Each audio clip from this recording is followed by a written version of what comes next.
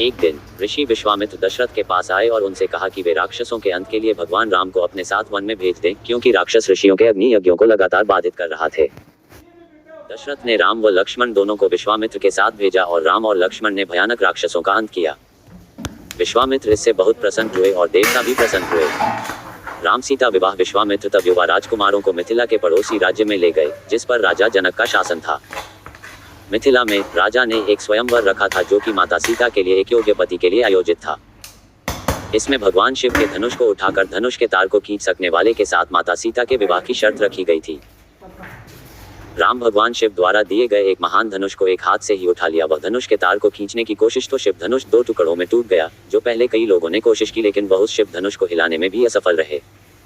इससे शर्त अनुसार राजा जनक की पुत्री सीता का विवाह राम के साथ हुआ। राम ने सीता से विवाह किया और वे कई वर्षों तक खुशी खुशी रहे। दशरथ ने फैसला किया कि राम के राजा बनने का समय आ गया है। हर कोई प्रसन्न था, क्योंकि राम एक साहसी, बुद्धिमान, आज्ञाकारी व दयालु राजकुमार थे।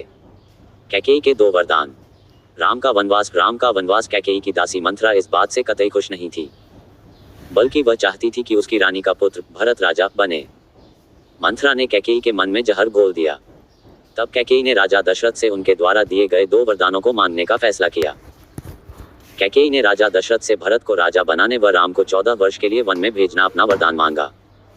ये सुनकर राजा दशरथ का दिल टूट गया, लेकिन वह अपना वादा निभाने के लिए बाध्य थे। राम, सीता और अपने छोटे लक्ष्मण के साथ बिना किसी हिचकिचाहट के स्वेच्छा से वनवास के लिए निकल जाते हैं। पूरा राज्य शोक में डूब जाता है और राजा दशरथ भी इस दुख के कारण शीघ्र ही मृत्यु को प्राप्त हो जाते हैं। भरत अपनी मां के इस कृत्य से भयभीत हो गए।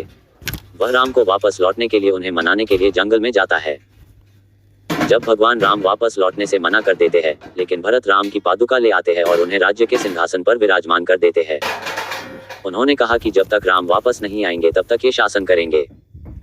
उधर प्रकृति के खजाने की सुंदरता व शांति के बीच जंगल में राम, सीता और लक्ष्मण रहते थे। पक्षी गाते थे, धाराएं गड़गड़ाहट करती थीं, हजारों की संख्या में फूल खिलते थे। वह वन चित्रकूट में कुटिया बनाकर रहते थे।